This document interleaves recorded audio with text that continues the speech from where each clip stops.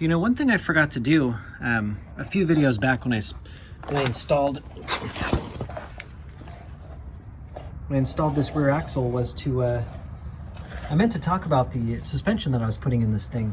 Now that I have this thing up on jack stands, it's a little easier to take a look at this stuff. So let me tell you about it real quick. So my car before had air shocks and, you know, I think the original leaf springs, and the leaf springs were super saggy and the air shocks were, I don't know, kind of annoying to have to pump up or whatever. So I went ahead and picked up the Hotchkis leaf springs for the, you know, 70 to 74 Challenger. And I did not get the Hotchkis shocks. Instead I went with the Bilstein or Bilstein, whatever. Bilstein shocks for this guy, and these are the RCD shocks meant for the Challenger as well. And these springs are supposed to be a, I think they say they're like a 1 or 1.5 inch drop spring. Hotchkis suspension stuff is meant a little bit more for, you know, racing or autocross or whatever. So they're supposed to improve your handling, and partly due to the fact that they lower your center of gravity a little bit. But, you know, so that was one concern. I didn't want this thing to sit too low. And I'll do some measurements once I have all of the weight in this car, you know. When I first set them up, I measured this guy at about 25.5 inches from the bottom of the wheel to the top of the middle wheel well. And before I bought these online, that's exactly where people said they would sit at. So I'm pretty pleased with that height. You know, I hope it doesn't sag down too much more. All right, now let's talk about the front. So on the front of this guy, I also got the Hotchkis torsion bars. I installed this stuff a while ago before I started the swap at all. So I actually had a chance to ride on these guys before starting the engine swap, you know, with the old engine. I have the matching Bilstein shocks up here as well. So these torsion bars they're very much on the thick side. You know, factory was something like 0.89 inches or whatever, and these guys are, I think, 1.1 inch or something like that, maybe even like 1.12. And you know, before I installed these, I took a chance on these guys. I was really worried that they would be way too stiff, you know, especially with I had the small block in here, you know, so it wasn't like a really heavy engine. And everybody online said, you know, anything over 1 inch is going to be too stiff. It'll be like a race car or whatever. But before I swapped these, I had the factory springs in here, and I had some old blown out shocks. And I was really desperate to do anything I could to make it handle better. So I just took a chance and I went ahead, I got a good deal on these Hotchkis torsion bars. And I gotta say, these things rode awesome.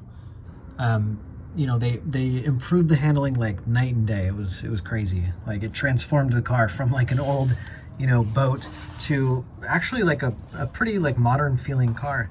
But they managed to keep a really soft ride as well. So I haven't ridden on the leaf springs yet. So I'm hoping that those guys are as good as these front torsion bars. But you know, I feel pretty good about these guys. So of course, as always, the Bilstein shocks are awesome as well.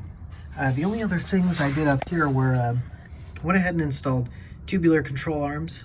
I got a good deal on those as well, and I did box in the lower control arms. So, you know, you can weld in these stiffening plates, and you know, they sell like fancy tubular lower control arms as well, but everybody said, you know, you just put on this stiffening plate on the bottom of this guy, weld it on to give it some strength, and that pretty much does the job. So I did that as well.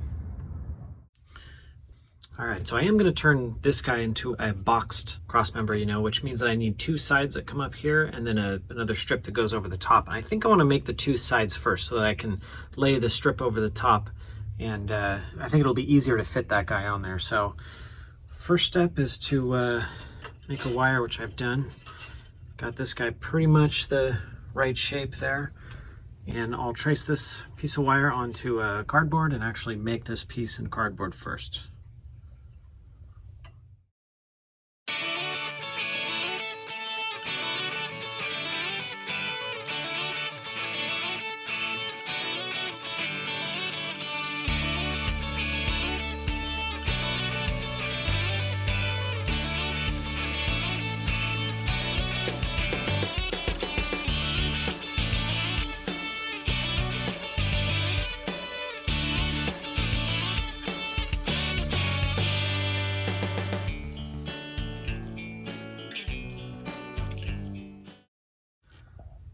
All right, got this guy fully cut out, and you can see it's about like 1 inch or 1/2 inch tall all the way across the cross member here, and it hugs it really pretty good. So I think once I cut this out of steel, I don't think there'll be much adjustment to be made. And then I made it flat so that I can, you know, box in this crossmember, the existing sort of crossmember piece right there. And then I went ahead and put these two triangle pieces here as well. Might as well cut those guys out, and I'm just gonna box that guy in there.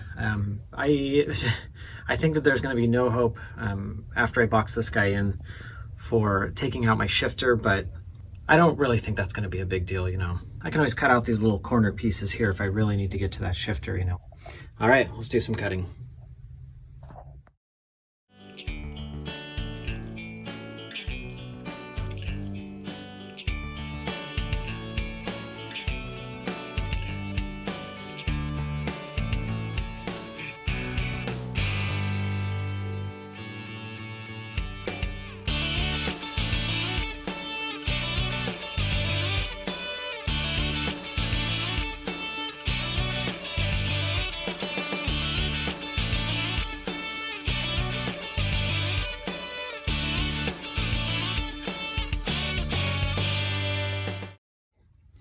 All right, got these pieces cut out and they're fitting in there perfect.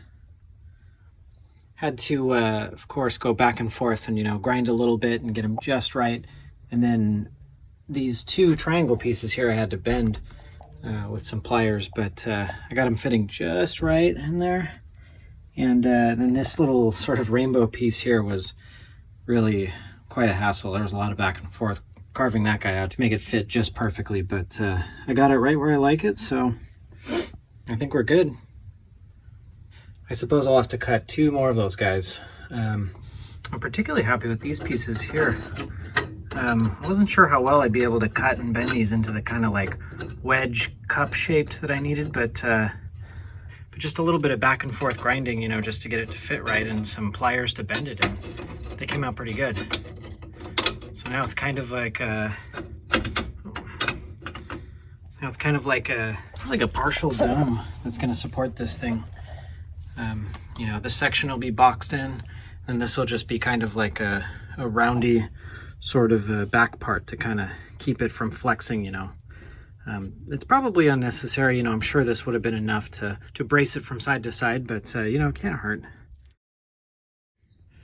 All right, check out that thing.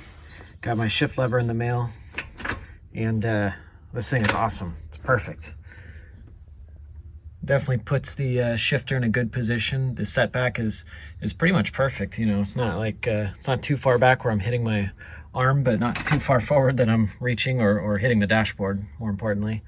And this T-handle here is pretty cool. I like it. Feels pretty good, you know. It's like a good natural position. I can kind of adjust it, you know. I can tilt it left or right to kind of find that perfect position. I think just about there is good, though. I do think it is a little bit high, the length of the shifter, and I thought that maybe that would be the case. They say this base was designed for a 6-inch shifter. This guy's more like, this guy's 8-inch. So I really don't think the throw is too long. You know, I guess basically like, I guess the longer the shift lever, the, you know, further your throw is, but it feels fine to me. I suppose, you know, having a little bit shorter shift distance might help, you know, might speed up my shifts just a little bit. So I think I am going to go ahead and drill the hole here so that I can shorten this by about 7/8 of an inch. The one thing that wasn't really ideal about this guy was that these grooves here were on the wrong side. So this core shifter here has the grooves on the inside here. So unless I flip this completely around, you know, where it's leaning forward, there's no way to actually match the grooves up. There's no grooves on the back side of the Hurst lever here, and there's no grooves on here, so I couldn't like move it to the other side. So it's kind of odd, but I guess that's not a big deal. You know, it's not going to lock in there as well as it could, but I'll just make sure to tighten these bolts. And I actually had to find a couple of oversized bolts here so that I can put a lock nut on the other side just to make sure this thing really stays attached. Maybe I'll put some Loctite on there or something. All right, let's cut this guy down just a little bit, and we'll see how good that lines up.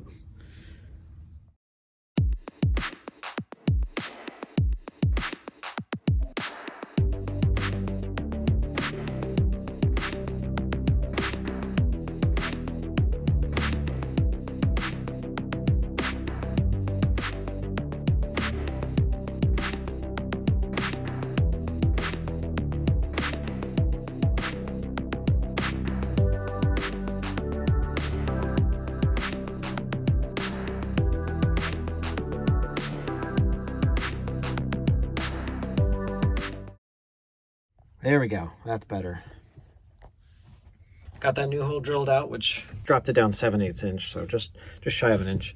The shifts are definitely pretty tight, but I like it. It's good.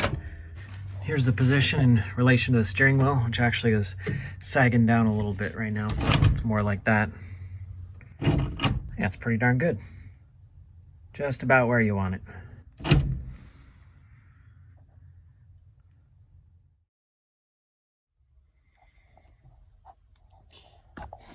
All right, got the outer edge template cut out from cardboard, and oh man, look at that beauty. All right, I think it's time to trace this guy out on steel and cut it out.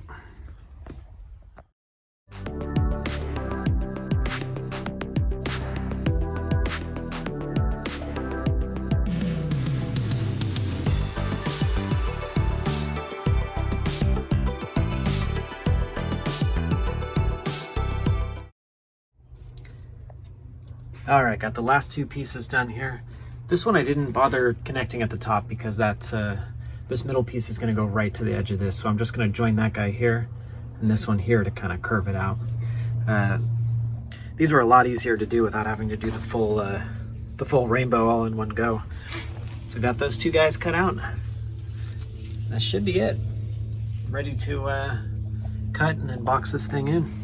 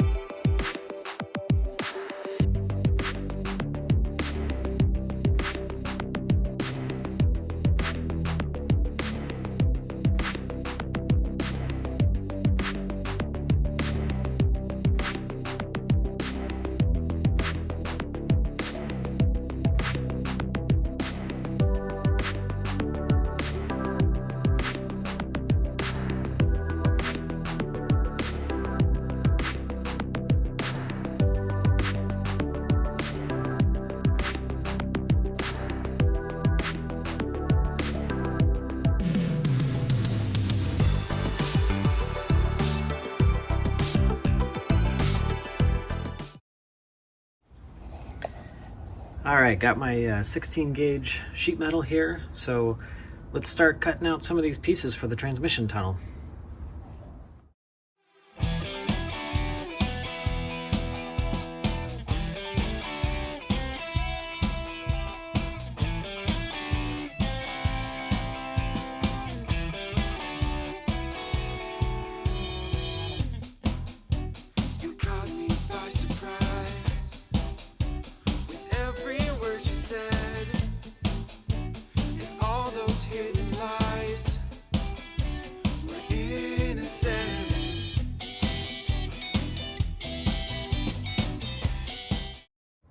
All right, there we go.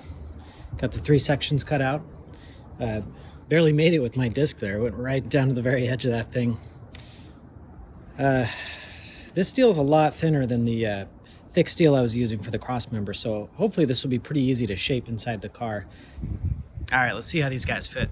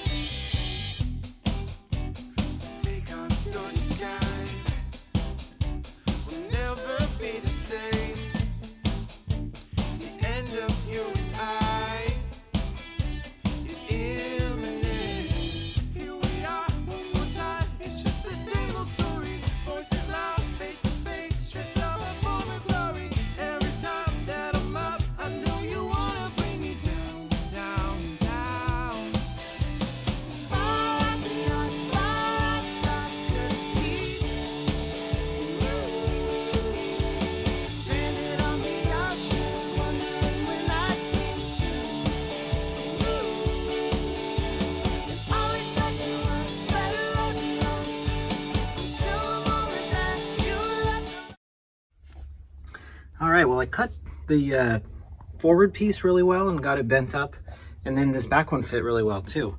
Got it nice and close to the transmission and formed to the what's going to be the top layer of this crossmember here. This middle section though, I really missed the mark. I don't know how I got that one so wrong, but it's just a lot.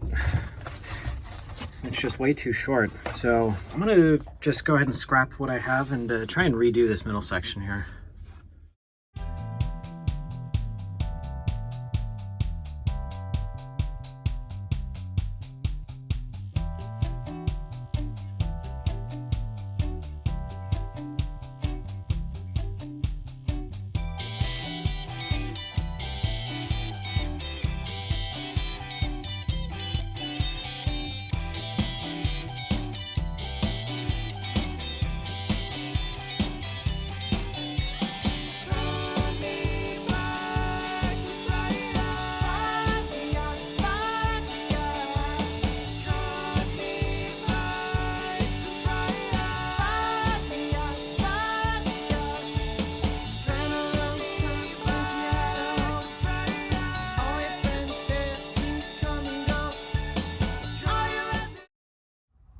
All right, well, that's pretty good. These guys, they're not perfect, you know, there's still a gap here, so I'm gonna have to probably cut this and kind of fold down these pieces, and then I can always, you know, same on this side a little bit, I mean, not much, but there's still a little gap there. And this piece here, I don't really think it's necessary to bolt that one in there because, you know, it's a pretty easy little transition. There isn't a lot really to hit here, so I think I'll leave that guy unbolted. And I definitely did end up, you know, hugging the transmission with this transmission tunnel, so there's, you know, very little clearance, and I wanted this to be as small as possible, you know. Can't really get a good shot there, but here you go. There you go. There's definitely some clearance there, but you know, it's very tight around that transmission, so that's perfect. That's exactly what I was going for there.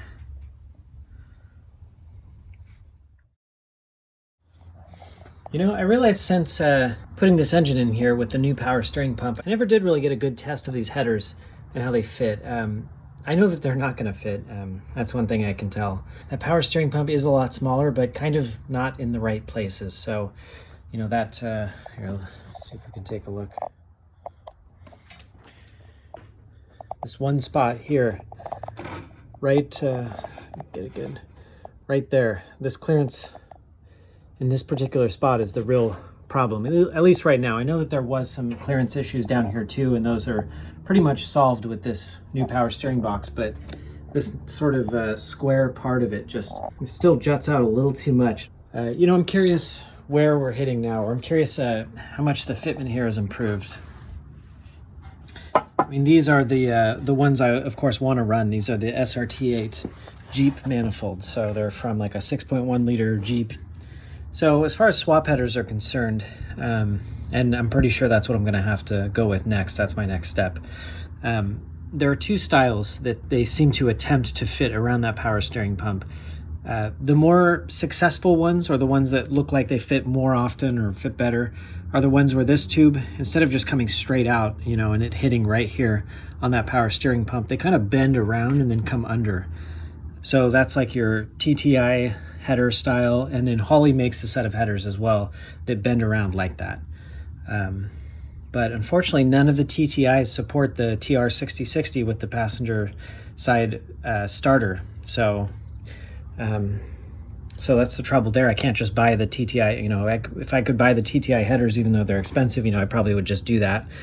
But unfortunately, that's not an option for me. So there are a few other style swap headers. One's from Doug's headers, and the other ones are also from Holley. And this is the style where this thing, instead of coming around left and tucking under that you know, square piece on the power steering pump, they instead just really like try and cut in close, like hug that angle right there. And you know, I did my best to kind of measure just how much space is here, and then try and estimate from a picture online how much space was these headers were taking up. And from what I can tell, it probably will hit that power steering pump. I think you need, you know, it's something like I think we have like, you know, 2 inches of space here, and they need about 2.5 or 2.25 or something like that. So it's not far off, but you know, the headers that cut around like this, I don't think will work. I wish I could go get a set of them and test them, but everybody seems to be sold out of headers right now, and there's a back order on all of the swap headers I want to try. So I do have both sets on order. I have a set from Holley that bends around like this that will support the passenger side starter, and then I do have the Doug's headers, which cut in close like this and, you know, go down. But let's see if we can get an idea as to how close these guys are.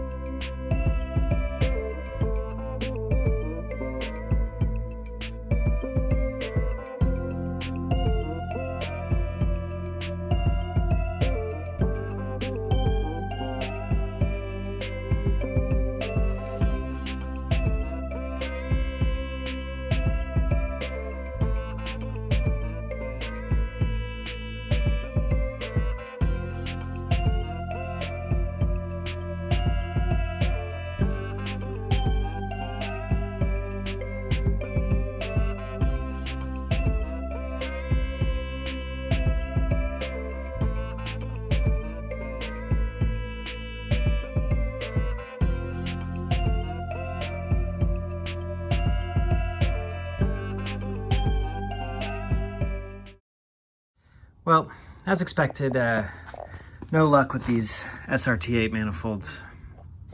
You can kind of see actually where it's hitting here. This is where it seems to be scratching here, and I mean, that's a huge amount. There's just no way. I mean, that's halfway into the tube there, so I just don't think there's any way that I'm going to be able to clearance this guy enough to fit it in the car. And then actually sort of worse off on the passenger side.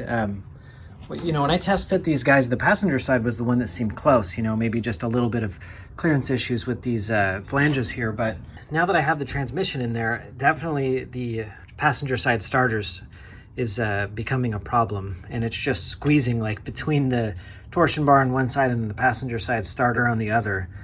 And that's kind of a bummer. I read a lot about these guys really being like a good choice for swapping and how it fits. Oh well, I'll resell these guys, they'll find a good home somewhere. This guy, on the other hand, though, did actually seem pretty promising. So on the driver's side, you can, maybe this is where it was hitting here. There didn't seem to be too much clearance needed on this guy right here. I mean, I can't exactly go cutting into these cast manifolds, I know that, but maybe there's a way just to shave off enough where I can just barely get it around that power steering gear.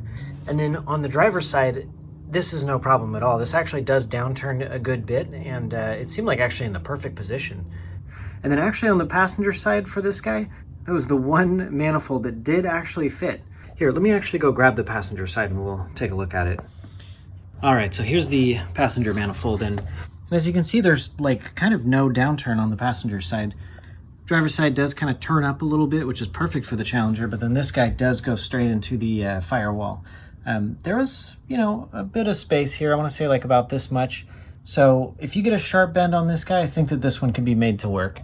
And yeah, it just bolts right to the head. There's no clearance issues. Nothing's even close, really. But yeah, that's something. I think that maybe those guys can be made to work. I really don't want to have to use them, but if it comes to it, maybe I can try and fit them in there.